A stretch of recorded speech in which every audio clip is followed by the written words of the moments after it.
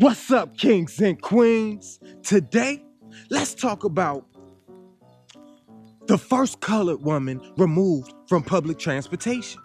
I'm talking Before Claudette Colvin and before Rosa Parks. she also had a big hand on speaking out against the conditions in African American public schools, as well as assisting in the strong anti-lynch movement. Her name is Ida B. Wells. And if you haven't heard about her, let's learn about it.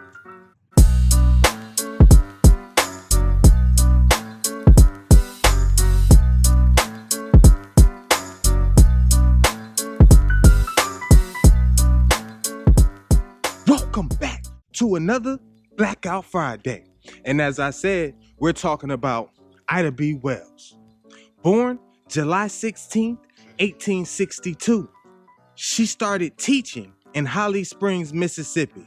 The start in her trying to help better the world.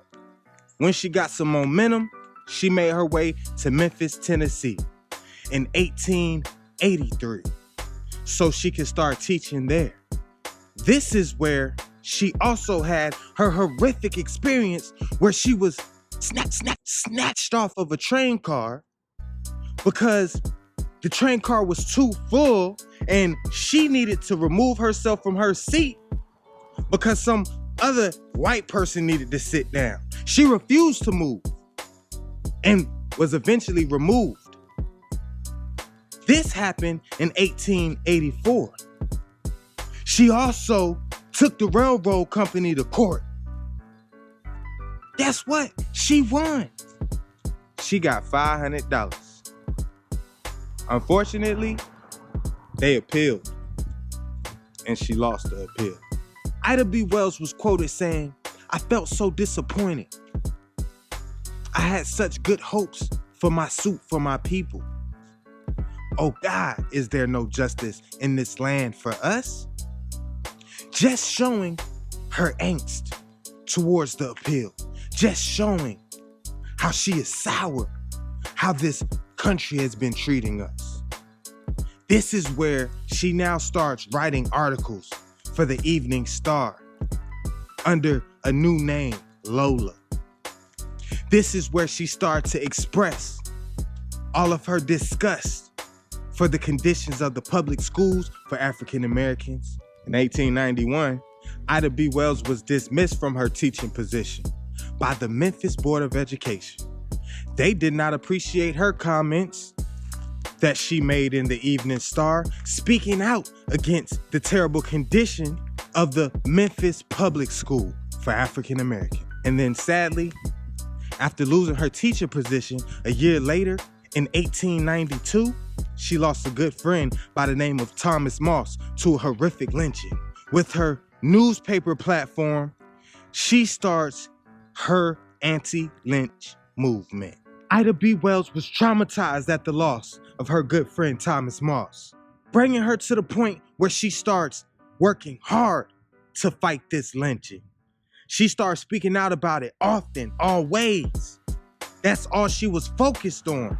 After she put in the newspaper that Negro men do not rape white women, and that is not the reason that they are lynched, this incited a riot. White folks came down to her newspaper station and burnt it down. For Ida B. Wells, this was the last straw. She had had enough of Memphis. So in the same year, she made her way out. After leaving Memphis, that didn't stop her from continuing her mission to speak out against lynching. She continued. She dropped 2 pamphlets. She also made trips overseas to Britain, once in 1893 and once in 1894, to continue speaking out, finding people who would hear her out, who would help her make a change. She never quit that. One of the individuals she worked the closest with was Frederick Douglass. And sadly, in 1895, when he passed, it made it a little harder for her to get her message out. But it didn't stop her. Ida B. Wells continued to fight, using her status, using her clout. Being a member of the NAACP did not help as much though, because she was considered too radical. For the bourgeoisie. So she made her own name. She fought to find a way to save her people her own way because she realized that radical is sometimes necessary. That we can't keep tiptoeing around situations, trying to make ourselves comfortable. She realized that we must confront it straight up.